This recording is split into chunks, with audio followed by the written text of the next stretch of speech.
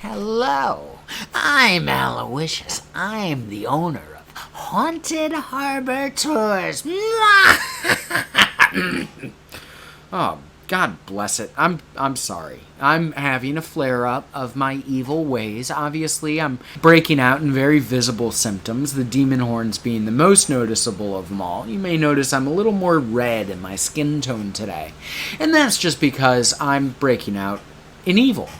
And I will treat it. You see, it's a symptom of my political beliefs. You see, I hold the exact opposite political beliefs as you. And because I am so evil, and you've long suspected that everybody who holds a different political belief than you do is evil. And so, ta-da! Guess what we are? We're actually spawns of Satan. When we have breakouts, most of us will hide, and we will try to pretend like these don't exist, and we'll hide our symptoms. But you know what? I had a YouTube video to make today, and I just couldn't wait. It needed to get made, and so here they are. This is my true form.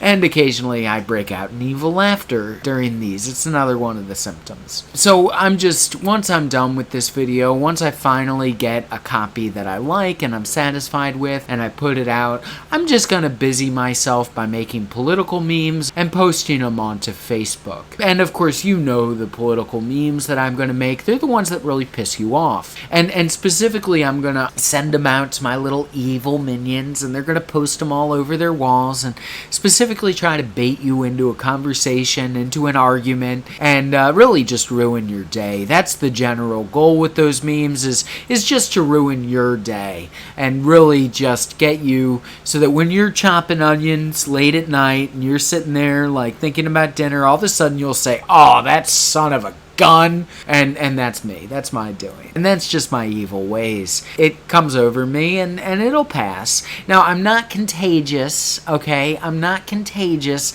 You can't get this through contact or cuddles or any of that kind of thing. So ladies, don't be concerned. But let's get into my ghost story. Today's ghost story comes from a guest who was on my tour. We were leaving a cemetery, St. Anne's Parish in State Circle, and he told me that he had a ghost story for me. I guess his mind was on the cemetery and he remembered a moment of his youth. He, like me, was a young man during the Satanic Panic. Now, I was a small child. He was maybe 10 years my senior, and he was in high school at the time. And he also lived in a small rural community. He had an old plantation home that his parents owned. And not too far through the woods of this rural plantation home, there was a cemetery. And so he and his friends would hang out at the cemetery safely outside of the parents' view, and he would drink there, maybe smoke some pot. And it was a fun place to hang out. And as he got up there in his education and through high school, he started to, him and his guy friends, bring ladies to this cemetery. And it was just a good, out-of-the-way kind of place to drink and carry on. But one day, they had a few too many, and the ladies were visibly uncomfortable with the fact that they were hanging out in a cemetery. And one of the guys goes to the back of the cart to get another one of his beers, a Natty Light, whatever it was. And as he's reaching into his cooler for a beer, he notices that he had a shovel also sitting in the flatbed. He picks it up and he says, "Guys, let's dig one up. Let's pull it out of the ground." And the women protest, which just encouraged the men even more. And eventually, they're just digging down and pulling out. Now, they specifically chose this particular tombstone because the young woman on the tombstone was, from date of birth to date of death, made her their age, and she died at their age. And of the tombstone, she made the best conversation. And everybody was just a little curious about this 16, 17, 18-year-old woman who had passed at such a tragic age. And so the women were protesting, but the men were good and drunk and enjoying the fact that they were doing this unsettling thing. And finally they dig down, and obviously this is a woman from the 1800s. Her casket had decayed, and it was just a skeleton in the bottom. And he told me that he saw her wearing a ring around her finger. And they said, okay, great. You've dug up this skeleton. Let's put the dirt back and let's just get out of here. And he says, well, wait, we just did all this work. We've seen her skeleton. We need something to remember her by. Right? It makes sense. A memento. And so he reaches in and he pulls the ring off of this dead skeletal woman's finger. As he does that, a chill air blows across this cemetery, and everybody's a little uncomfortable by the sudden change in temperature and airflow. What was once still air is now this chilly breeze, and they quickly fill her back in, and he takes his keepsake back home to his plantation home. Nothing too major. He has people in his home begin to notice a white wisp in the corner of their eye, what may be seen as a breezy dress, but completely white.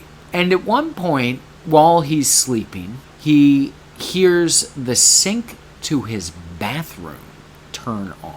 And after a few minutes, he rises out of bed and he walks to the sink, and not knowing or understanding why the sink had turned on, he turns it off.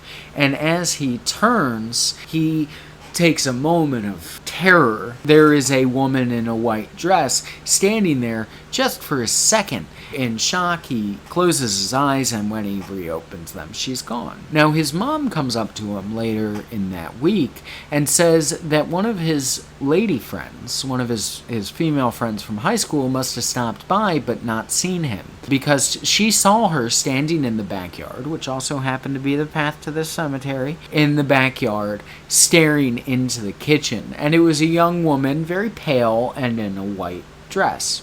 So the things continue, and he begins to have nightmares of this young woman, this pale young woman, always in a white dress, and he begins to become more and more and more uncomfortable with the footsteps in the home and the objects that just kind of begin to slide across a table, very subtle things. And really, at no point does this reach the culmination, the abject horror that I love. There is no great aha moment, because after enough of this, he just says, okay, this ring's got to go. And he takes the ring back to the cemetery, and he tells me he doesn't want to dig down again. Instead, what he does is he takes the ring and he pushes it a little bit into the soil, not wanting to reap the karmic harm of digging down all the way to the body. And he just pushes that ring down in the soil, he covers it back up, and he leaves. And he says that his plantation home, though always a little unsettling after that, never had anything major occur, and that everything seemed to have subsided. So the moral of the story is this: if you want to see a ghost, ladies, join me at a cemetery. We'll find a nice patch of grass right by a very beautiful tombstone, and we'll make love on top of that grave, because the best way to see a ghost is ghost love haunting somebody who freaking desecrates their grave. You know what I'm saying? Huh? Yeah. I'm Aloysius. I am the owner of Haunted Harbor Tours. I just wanted to do something lighter today. I want to see if a shorter video gets me more views. And so here's the thing. Obviously, I'm having a flare-up of evil. And so I'm going to drop on you the most wicked thing that exists. And so here, be ready. Know that I am about to show you a GIF of something just truly wicked. And behold.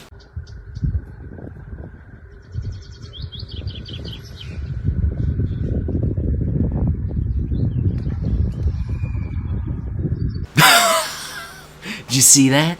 Did you see did you feel the terror of that creature that changeling pretending to be a horse with its unnaturally pink lips and eyeshadowed eyes, blue eyes. I mean, this thing it's unsettling in its uncanny ability to imitate a horse. But no, it is not a horse. Know that it is a creature of absolute evil.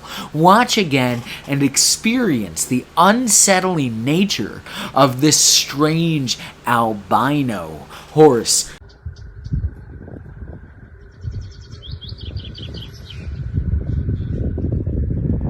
Yes. And now this thing, it's one of my little hordes, one of my little evil things during my flare-ups. And this horse will come to you. It knows whether or not you like, comment, and subscribe. And the only way you can protect your dreams tonight from that little creature, that evil horse, is to make sure you drop a comment. Tell me if you want frivolous, kind, and fun kind of ghost stories mixed in with the darker tones and all of this. And also, if you are the man who told me this ghost story that's in this video, please hit me in the comments and I will make sure I credit you. But with that, thank you all very much for viewing. Join me next week and let me know. I'm actually curious, would you guys like poetry readings or horror readings? I would love to read Annabelle Lee in a video and maybe discuss the poetry of Edgar Allan Poe. Let me know in the comments if you would like some poetry readings